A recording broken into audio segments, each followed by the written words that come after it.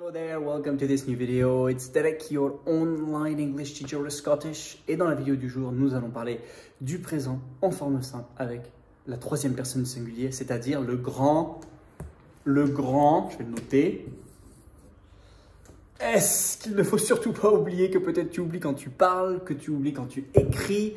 Je vais te dire en résumé ce qu'il faut savoir sur ce S à la troisième personne du singulier. Mais avant cela, ça va être le jingle. Let's go.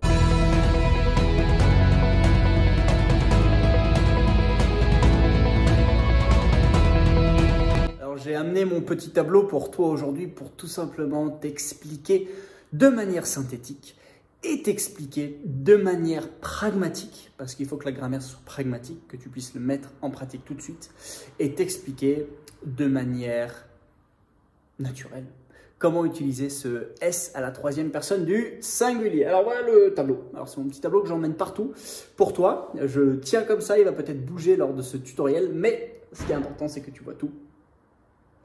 On va commencer par les phrases affirmatives. Alors, troisième personne du singulier, c'est quand tu as soit he, soit she, soit it. Alors, avant qu'on voit tout, d'abord on va se concentrer sur he, she, it. Ça veut dire quand tu as il, elle, ou quand c'est un objet ou quelque chose, un animal par exemple. Okay. He, she, it peut bien sûr être remplacé par un prénom. Bah oui, il, comment il s'appelle? Damien. Okay. She, Lizzie, une fille. It, ça peut être un animal ou ça peut être un objet. Okay. Alors là, on va voir que dans cette phrase-là, ça ne peut pas être un objet. Mais it, ça peut être une chaise, ça peut être une voiture, ça peut être plein de choses. Trois verbes. Alors, he loves her. Tu peux le répéter. Je te dis toujours dans mes cours que tu peux répéter alors que tu regardes, même si tu es dans ton train en train d'écouter, peu importe. He loves her. She watches TV. It barks all the time. C'est bien R ici. Alors, he loves her. Tu vois qu'il y a donc ce S. Je ne suis pas encore habitué, comme tu vois. Ce S à la troisième personne du singulier, le S ici et le S là. Attention, c'est une faute grammaticale de ne pas le mettre. Ça coûte des points dans des examens. Certes, attention, on va te comprendre si tu parles anglais. Si jamais tu dis he loves her, je te comprends. Mais si tu veux dépasser le niveau A2 et rentrer dans le niveau B1, B2, il va falloir commencer à faire de moins en moins d'erreurs. Donc, arriver à placer ce S quand il faut au bon endroit. Trois prononciations. He loves. Quel son tu entends? Tu entends le son Z. Attention, c'est toujours S. C'est toujours avec un S, mais c'est le son Z. She watches TV. C'est quel son que tu as? C'est le son is. She watches TV. Alors, c'est de la phonétique, donc je suis obligé de le mettre comme ça. It barks all the time, c'est le son S. D'accord? Donc ça, c'est la prononciation, c'est pas comment ça s'écrit. C'est écrit toujours avec un S ou un ES. He loves, she watches, it barks. Ok? Alors, pourquoi ça se prononce de cette manière et pas d'une autre? C'est un peu au-delà de le thème de cette vidéo. J'ai déjà fait une vidéo d'ailleurs là-dessus sur la prononciation du S à la troisième personne singulière en anglais. Pour l'instant, c'est he loves her, il l'aime. She watches TV, elle regarde la télé. It barks all the time, le chien aboie tout le temps. Maintenant, comment on fait une question comme une phrase négative?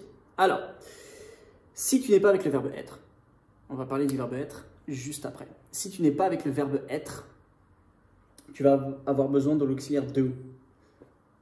Le S va quitter le verbe pour aller sur l'auxiliaire qui va prendre le ES. Does he play well? Does she watch? On enlève le S parce qu'il a does she watch TV?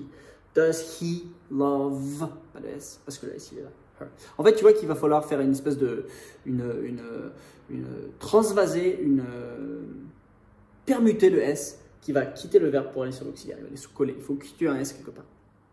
Si tu as une phrase négative, c'est pareil. Tu vas quitter le verbe, tu vas le mettre sur l'auxiliaire. He doesn't play well. Il ne joue pas bien. Does he play well? Est-ce qu'il joue bien? No, he does not. He does not ou he doesn't.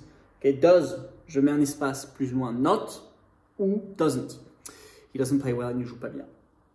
Donc tu vois que ton S, il va falloir qu'il soit là et non sur ton verbe transvasé. Maintenant, pour terminer, les exceptions. Quand tu as le verbe être, c'est pas bees. Non, c'est he is. Tu le sais, mais si jamais tu te concentres que sur la règle, des fois tu peux faire l'erreur. Oh, he bees. Non, non, non, non, non, non, non. Ça va faire 5 ans que la chaîne du YouTube bilingue elle existe. Tu vas quand même pas me faire cette erreur. He is. He is. Et oui.